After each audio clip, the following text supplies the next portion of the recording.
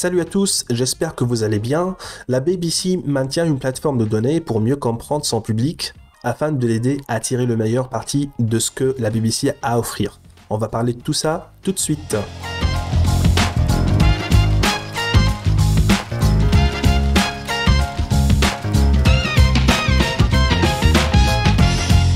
Dans cet épisode, on va parler de la manière dont l'équipe de la BBC a élaboré et mis en place sa plateforme de données, notamment au sein du pipeline d'analyse, qui est le plus grand pipeline de données qu'ils ont créé. Cette plateforme aide à mieux connaître les utilisateurs de la BBC et à profiter au maximum de ce qu'elle propose. Pour y parvenir, ils ont recours à AWS, Amazon Web Services, et ce fameux pipeline d'analyse traite des milliards de messages chaque jour, avec un lac de données gigantesque de plusieurs pétaoctets. Ce qui m'intéresse ici, c'est la conception du pipeline en prenant en compte les scénarios d'échec. Ils ont anticipé deux types ou deux modes de défaillance, les inconnus connus et les inconnus inconnus. C'est drôle comme concept, hein, mais c'est intéressant quand même. Vous allez voir. Les inconnus connus sont des défaillances que l'équipe peut prédire et gérer à l'aide des métriques, des journaux, des logs, des tableaux de bord de surveillance, etc. Tandis que les inconnus inconnus sont des défaillances qu'ils ne peuvent ni contrôler ni prévoir.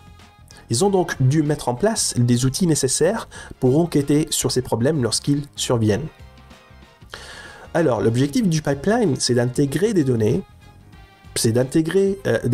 les faire travailler et les stocker quelque part. C'est ça l'objectif principal d'un pipeline. Et du coup, ce pipeline comprend plusieurs composants principaux.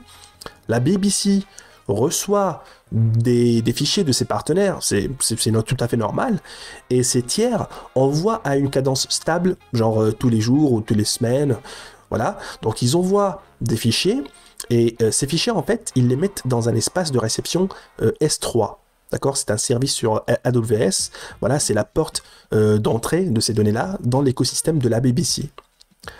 Ce dépôt de fichiers va déclencher un accusé de réception.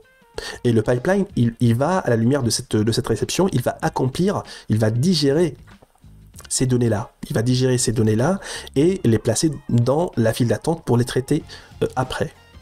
Ensuite, il y a une petite application Java qui s'appelle le Job Streamer, qui récupère cet événement, c'est-à-dire il écoute le pipeline, sur le pipeline en fait il écoute ce téléchargement des données, et dès que l'événement déclenche un accusé de réception, le job streamer il va capturer ça, il va capturer cet accusé de réception et il fait une sorte de validation, hein, une validation minimale pour s'assurer que tout est bon, que tous les fichiers sont bien transférés, que le téléchargement est bien fini, tu vois.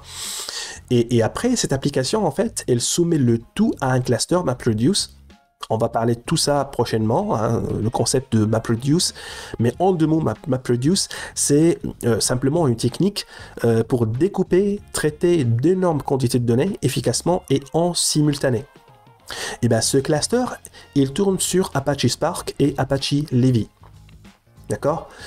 Après ça, les résultats sont stockés dans un compartiment S3 intermédiaire, un espace de travail intermédiaire ou temporaire. Tout ça dans l'écosystème de la BBC, d'accord ? On va pas sortir de l'écosystème de la BBC une fois que les données sont dedans. Et pour finir, voilà, donc un data flow ou un flux de travail sur Apache Airflow prend le relais et crée des agrégations. Voilà, des calculs qui se fait sur ces fichiers-là, et les charge dans un entrepôt de données Amazon Redshift, tout en mettant les données à jour, bien sûr, et stocker les données brutes dans un espace de travail de stockage d'historisation S3. Voilà, donc en gros, c'est tout le processus en fait de cette architecture, de ce pipeline. Et pour résumer, ces trois étapes, c'est réception des données brutes, deuxième étape, traitement des données brutes, troisième étape, arrangement des données traitées. Voilà. Mais ce qui est important à savoir par rapport à cette conception, par rapport à cette modélisation, ce n'est pas le fait d'automatiser tout ça, ce n'est pas le fait d'automatiser ces étapes, mais la modélisation des anomalies à l'avance. C'est ça ce qui m'a capté vraiment. Donc pour l'équipe, en fait, pour l'équipe de data, ce qu'ils ont fait, ils ont conçu ce pipeline pour gérer plusieurs inconnus connus. C'est les bugs qu'on peut prédire. Par exemple, ils ont divisé le pipeline en plusieurs services ayant des limites bien définies, des compartiments S3 intermédiaires, des files d'attente, des scripts par ici, des scripts par là. Donc ça leur permet d'éviter des échecs de type Big Bang, genre un gros crash, c'est-à-dire tout le pipeline tombe en échec.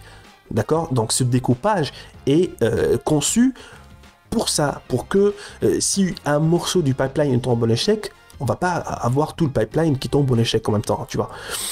L'utilisation des microservices aussi. Pourquoi? L'utilisation des microservices isole les échecs à l'intérieur d'eux-mêmes et peuvent fonctionner indépendamment les unes des autres. Du coup, si un microservice a un souci, ça n'affecte pas les autres services à côté. Vous voyez ce que je veux dire? Donc, j'ai un autre exemple sympathique. J'ai un autre exemple, l'utilitaire qui s'appelle Resubmitter, par exemple, qui permet de rejouer rapidement les données si jamais un problème est détecté et résolu. C'est-à-dire, si les données tombent en échec au niveau de la portière d'entrée, et du coup, en fait, le Resubmitter, il va retélécharger ces fichiers rapidement et les intégrer dans le pipeline. Moi, je trouve ça génial, l'idée de Resubmitter. Pourquoi? Parce que on n'attend pas que toute la chaîne tombe en échec, mais en même temps, les autres composants de la chaîne continuent son traitement sur le bout de données chargé ou téléchargé, le temps que le Resubmitter télécharge et achemine les données qui restent dans la ligne de traitement. Voilà. À côté de ça, on va pas oublier ces fameuses inconnus. Ils ont eu l'idée d'utiliser un magasin de traçage en faisant appel à PostgreSQL, tout simplement une base de données simple relationnelle qui est un magasin de traces qui permet de suivre tout ce qui se passe dans le pipeline, tout ce qui se passe dans la chaîne de traitement.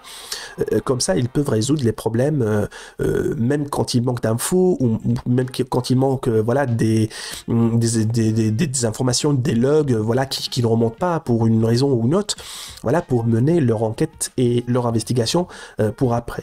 En plus de ça, ils ont créé une fonction sans serveur, Serverless Function, qui vérifie régulièrement ce magasin de lignage ou ce magasin de traçage pour récupérer les fichiers qui auraient disparu ou pour une raison ou une autre, comme j'ai dit. Elle a eu par exemple des retards ou des problèmes réseau, des coupures réseau, etc. Sur les serveurs de pipeline ou en dehors aussi du pipeline, de l'architecture, de l'écosystème BBC.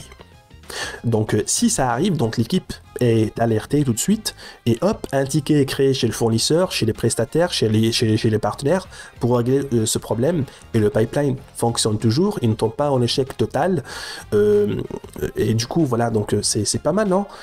Donc moi j'appelle ça une conception rétrospective de l'échec. Je trouve ça génial comme idée qui permet en fait de créer des pipelines d'analyse solides et résilients, capables de gérer des problèmes connus et inconnus. Ça c'est la nouveauté, ça c'est l'actualité que je voulais passer lors de ce podcast.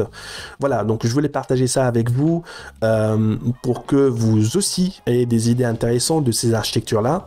C'est tout pour cet épisode. N'hésitez pas à partager vos réflexions dans les commentaires. Abonnez-vous à la chaîne et laissez-moi aussi un like. Merci beaucoup et à la prochaine.